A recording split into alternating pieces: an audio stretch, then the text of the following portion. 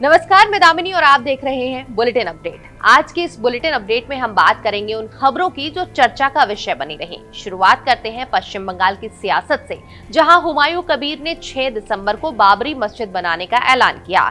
वहीं रूस के राष्ट्रपति व्लादिमीर पुतिन को पीएम मोदी ने रूसी भाषा में लिखी हुई भागवत गीता भेंट की, तो विपक्ष ने इस पर आपत्ति जता दी। इस बीच एक बड़ा सवाल, क्या बॉलीवुड सितारे युवाओं की सेहत के लिए खतरा बन गए हैं? लोकसभा में शुक्रवार को इस सवाल ने तहलका मचा दिया।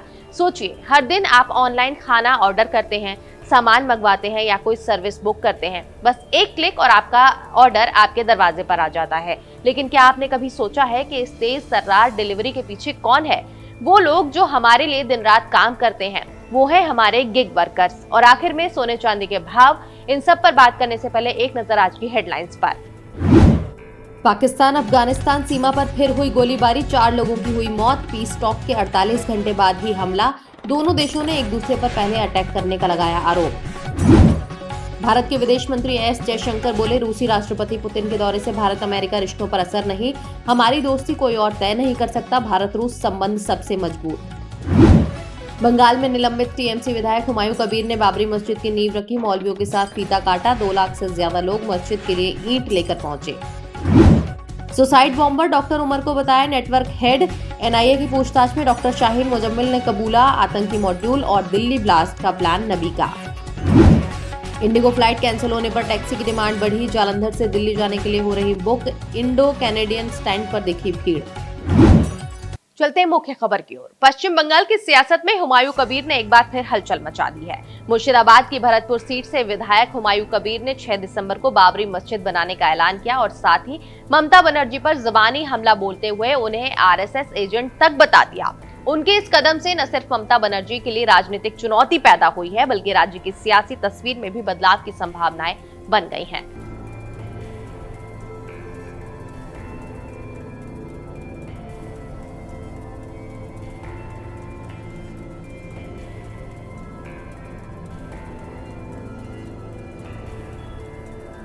राजनीतिक विश्लेषक बता रहे हैं कि हुमायूं कबीर अपनी नई पार्टी बनाने की तैयारी कर रही हैं। उन्होंने कहा है कि 22 दिसंबर तक नई पार्टी की घोषणा कर दी जाएगी और अगले साल होने वाले विधानसभा चुनाव में लगभग 135 सीटों पर उम्मीदवार उतारे जा सकते हैं। अगर ऐसा हुआ तो हुमायूं कबीर टीएमसी और ममता बनर्जी के लिए ओवैसी जैसे राजनीतिक खतरे में बदल सकते हैं, क्योंकि मुस्लिम वोट बैंक का एक बड़ा हिस्सा उनकी ओर खिंच सकता है। हुमायूं कबीर का राजनीतिक सफर भी काफी दिलचस्प रहा है। 2019 में उन्होंने टीएमसी छोड़कर भारतीय जनता पार्टी में शामिल होकर लोकसभा चुनाव लड़ा, लेकिन हार के बाद फिर टीएमसी में लौट आए। 2021 में उन्होंने भरतपुर से विधायक का चुनाव जीता। अब उनका ये नया कदम बाबरी मस्जिद और नई पार्टी के जरिए ममता बनर्जी के लिए चुनौती साबित हो सकता है। मुर्शिदाबाद जिले में मुसलमानों की आबादी 70% से अधिक है, इसीलिए हुमायूं का ये कदम सीधे मुस्लिम मतदाताओं को प्रभावित कर सकता है। वो खुद को कट्टर मुस्लिम नेता के रूप में पेश कर रही हैं और कई मुस्लिम संगठनों का समर्थन भी उन्हें मिल रहा है। उनका कहना है कि वो मुस्लिम समुदाय के लिए मजबूत नेता बनना चाहते हैं और बाबरी मस्जिद बनाने का ऐलान इस इरादे को और स्पष्ट करता है। हुमायूं कबीर ने मीडिया में खुलासा किया कि ममता बनर्जी के शासन में मुसलमानों के हितों की उपेक्षा हो रही है। उन्होंने दावा किया कि कई धार्मिक और सामाजिक मामलों में राज्य सरकार की नीतियों ने मुस्लिम समुदाय को निराश किया है। हुमायूं की माने तो वो उन मुद्दों पर काम करना चाहते हैं जो मुस्लिम समुदाय के लिए जरूरी है और इस वजह से उन्होंने बाबरी मस्जिद बनाने की पहल की है। विश्लेषकों का कहना है कि अगर हुमायूं कबीर नई पार्टी बनाते हैं और अगले विधानसभा चुनाव में उम्मीदवार उतारते हैं तो ये टीएमसी के लिए बड़ा झटका हो सकता है। ममता बनर्जी की जीत में मुस्लिम मतदाता अहम भूमिका निभाते हैं और हुमायूं का ये कदम उनके वोट बैंक को बंटने का खतरा पैदा कर सकता है। रूस के राष्ट्रपति व्लादिमीर पुतिन का 4 से 5 दिसंबर का भारत दौरा समाप्त हो चुका है। दिल्ली पहुंचने पर प्रधानमंत्री नरेंद्र मोदी ने पुतिन का गर्मजोशी से स्वागत किया। इस दौरान पीएम मोदी ने उन्हें रूसी भाषा में लिखी हुई भागवत गीता उपहार में दी। हालांकि अभी इसी उपहार को लेकर विपक्ष ने सवाल उठाए हैं और आपत्ति जताई। इस रिपोर्ट में जानते हैं कि इस विवाद की वजह क्या है और विपक्ष किस आधार पर नाराज है। इस भेंट में केवल भागवत गीता ही शामिल नहीं थी। असम की काली चाय, कश्मीरी केसर, silver tea set, silver horse और अन्य सांस्कृतिक और प्रतीकात्मक उपहार भी राष्ट्रपति पुतिन को दिए गए। इन उपहारों के जरिए भारत की विविधता, संस्कृति और हस्तकला को प्रदर्शित किया गया। इस कदम को भारत की मित्रता और सांस्कृतिक पहचान का प्रतीक माना जा रहा है। हालांकि कांग्रेस नेता हुसैन दलवाई ने इस कदम पर आपत्ति जताई। उनका कहना है कि विदेश दौरे पर किसी धर्म से जुड़े ग्रंथ को देना धर्म की राजनीति को जन्म दे सकता है। उन्होंने सुझाव दिया कि अगर धार्मिक ग्रंथ देना ही था तो कुरान शरीफ, बाइबल और गुरु ग्रंथ साहिब जैसी अन्य पवित्र पुस्तकें भी दी जानी चाहिए थी। दलवाई ने कहा कि पीएम के इस कदम का मकसद स्पष्ट नहीं है और उन्होंने यूक्रेन युद्ध का भी जिक्र करते हुए कहा कि कूटनीति को धर्म आधारित संदेश से जोड़ना सही नहीं है। उन्होंने भारत और रूस के ऐतिहासिक संबंधों को भी याद दिलाया और कहा कि नेहरू और इंदिरा गांधी के समय से ही दोनों देशों के बीच मजबूत रिश्ते रहे हैं। वहीं बीजेपी सांसद प्रवीण खंडेलवाल ने इस पूरे मामले पर प्रतिक्रिया दी। उनका कहना है कि पीएम मोदी के द्वारा पुतिन को दी गई भगवद गीता किसी धार्मिक प्रचार का हिस्सा नहीं है, बल्कि ये भारत की सभ्यता, संस्कृति और विचार परंपरा का प्रतिनिधित्व करती हैं। क्या बॉलीवुड सितारे अब युवाओं के लिए खतरे का कारण बन गए हैं? ये सवाल शुक्रवार को लोकसभा में गूंज उठा। नागौर सांसद और राष्ट्रीय लोकतांत्रिक पार्टी के प्रमुख हनुमान बेनीवाल ने शाहरुख खान, सलमान खान और अजय देवगन पर निशाना साधा। उनका आरोप है कि ये तीनों अभिनेता पान मसाला और गुटखा के विज्ञापनों में शामिल होकर युवाओं के लिए गलत संदेश दे रहे हैं और उनकी सेहत को गंभीर नुकसान पहुंचा रहे हैं। बेनीवाल ने संसद में कहा कि ये तीनों अभिनेता नेशनल अवार्ड से सम्मानित हैं, इसीलिए उनके ऊपर समाज में जिम्मेदारी और बढ़ जाती है। उन्होंने आरोप लगाया कि पैसों के लालच में इन कलाकारों ने युवाओं की सेहत को जोखिम में डाल दिया है। हनुमान बेनीवाल ने मांग की है कि शाहरुख खान, सलमान खान और अजय देवगन से उनके नेशनल अवार्ड वापस लिए जाएं। उनका कहना है कि विज्ञापनों के माध्यम से लाखों युवा कैंसर जैसी बीमारियों की ओर बढ़ रही हैं। उन्होंने कहा कि सिगरेट और बीड़ी के विज्ञापन पर रोक है, लेकिन पान मसाला, गुटखा और इलायची जैसे उत्पादों के नाम पर कंपनी नियमों को दरकिनार कर रही है। इसीलिए सरकार को इन विज्ञापन पर पूरी तरह प्रतिबंध लगाना चाहिए और इन विज्ञापन में नजर आने वाले अभिनेता के खिलाफ कड़ा कानून बनाना चाहिए। बेनीवाल के बयान के बाद सोशल मीडिया पर भी हलचल मची है। #नेशनल अवार्ड वापस लो और #बैन गुटखा एड्स जैसे हैशटैग तेजी से ट्रेंड कर रही हैं। कुछ यूजर्स ने संसद की मांग का समर्थन किया, जबकि कुछ ने इसे कलाकारों की व्यक्तिगत कमाई और पेशेवर फैसला मानकर अलग राय दी। हालांकि तीनों सितारों शाहरुख खान, सलमान खान और अजय देवगन की ओर से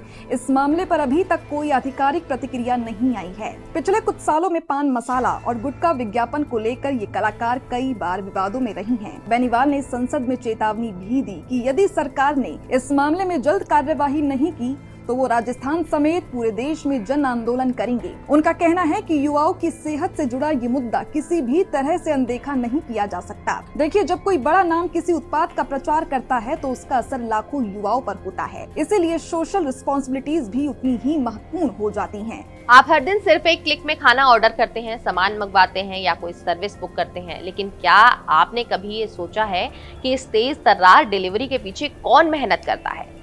वो लोग जो हर मौसम और समय में हमारी सुविधा के लिए काम करते हैं, वो हैं हमारे गिग वर्कर्स। आज हम आपको उनके संघर्ष, उनके रोजमर्रा के दर्द और वो सवाल बताएंगे जो हर आदमी के मन में उठता है। क्या इन्हें सही सम्मान, सुरक्षा और न्यायपूर्ण वेतन मिल रहा है? राज्यसभा में आम आदमी पार्टी के सांसद राघव चड्ढा ने शुक्रवार को गिग वर्कर्स का मुद्दा उठाया। उन्होंने ब्लिंकिट, ज़ेप्टो, ज़ोमैटो, स्विगी के डिलीवरी बॉय, ओला उबर के ड्राइवर और अर्बन कंपनी के प्लम्बर, ब्यूटिशियन के हालात सामने रखे। उनका कहना था कि ये लोग हमारे रोजमर्रा के जीवन के अदृश्य पहिए हैं। हर ऑर्डर, हर राइड, हर सेवा के पीछे इनकी जान और मेहनत लगी होती है। पहला दर्द स्पीड और डिलीवरी का दबाव। आजकल 10 मिनट की डिलीवरी का ट्रेंड चल रहा है। अगर डिलीवरी में देरी हुई तो रेटिंग गिरती है, बोनस कट जाता है और कभी-कभी एप्लीकेशन आईडी तक ब्लॉक हो जाती है। ऐसे में डिलीवरी बॉय ओवर स्पीडिंग करते हैं, लाल बत्ती पार करते हैं और अपनी जान खतरे में डाल देते हैं। दूसरा दर्द, कस्टमर का गुस्सा। डिलीवरी में थोड़ी देरी हुई तो ग्राहक फोन करके धमकाते हैं, गुस्सा निकालते हैं और स्टार रेटिंग घटा देते हैं और इसकी वजह से पूरे महीने की कमाई प्रभावित हो जाती है। ऐसा लगातार होते रहने से मानसिक दबाव भी बढ़ता है। तीसरा दर्द, खतरनाक वर्किंग कंडीशन। गिग वर्कर्स धूप, बारिश, ठंड, फॉग और ट्रैफिक जैसी परिस्थितियों में बिना किसी सुरक्षा, हेल्थ इंश्योरेंस या बोनस के काम करते हैं। 12 से 14 घंटे लगातार काम करना उनके लिए सामान्य है।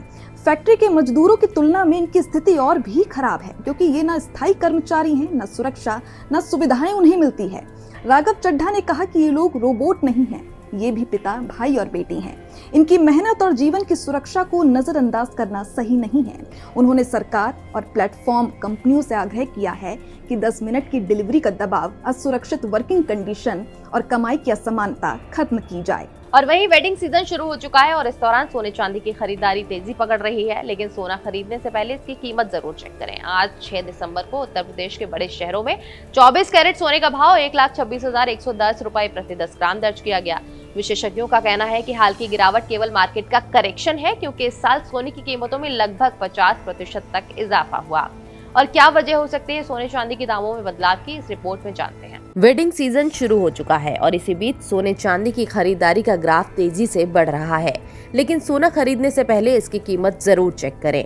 उत्तर प्रदेश के बड़े शहरों में आज 6 दिसंबर को 24 कैरेट सोने का भाव 1,26,110 रुपए प्रति 10 ग्राम दर्ज किया गया। ये लखनऊ, नोएडा, गाजियाबाद, मेरठ, अयोध्या, गोरखपुर, कानपुर, वाराणसी और आगरा जैसे बड़े शहरों के सराफा बाजार का रेट है। जानकारों का कहना है कि सोने में पिछले कुछ दिनों की गिरावट केवल एक करेक्शन फेज है। इस साल सोने की कीमतों में लगभग 50% तक इजाफा हुआ, इसीलिए मुनाफा वसूली का दौर चल रहा है। सोने की कीमतें कई फैक्टर्स पर निर्भर करती हैं, जैसे अंतर्राष्ट्रीय सोने के दाम, डॉलर के मुकाबले रुपए की स्थिति, इंपोर्ट ड्यूटी, जीएसटी और मांग आपूर्ति। त्योहारों और शादी ब्याह के सीजन में मांग बढ़ने से भी सोने के दाम बढ़ जाते हैं। इसके अलावा अंतर्राष्ट्रीय स्तर पर ब्याज दर, महंगाई और जियोपॉलिटिकल टेंशन भी असर डालते हैं। अगर अंतर्राष्ट्रीय स्तर पर अस्थिरता बढ़ती है या जियोपॉलिटिकल टेंशन बढ़ता है तो सोने के दाम फिर से ऊपर जा सकते हैं। चांदी की कीमतों में भी इसी तरह उतार चढ़ाव देखा गया है। खरीदारी करने वाले लोगों को सलाह दी जा रही है कि वो ताज़ा रेट जरूर चेक करें और समझदारी से निवेश करें। चांदी के भाव में हल्की गिरावट देखने को मिली है। 6 दिसंबर की सुबह चांदी 1,86,900 रुपए प्रति किलोग्राम पर पहुंच गई। अंतर्राष्ट्रीय बाजार में चांदी का हाजिर भाव लगभग $58.17 प्रति औंस है। तो कुल मिलाकर आज का दिन सोने के निवेशकों के लिए अच्छी खबर है, जबकि चांदी के खरीदारों को थोड़ी राहत मिली है। अगर आप गहनों या निवेश के लिए सोना या चांदी खरीद रहे हैं तो बाजार की कीमतों पर नजर रखना बहुत जरूरी है। तो आज के हमारे इस बुलेटिन अपडेट में इतना ही। खबरों का सिलसिला लगातार ऐसे ही जारी रहेगा। आप बने रहिए हमारे साथ और देखते रहिए भारत अपडेट।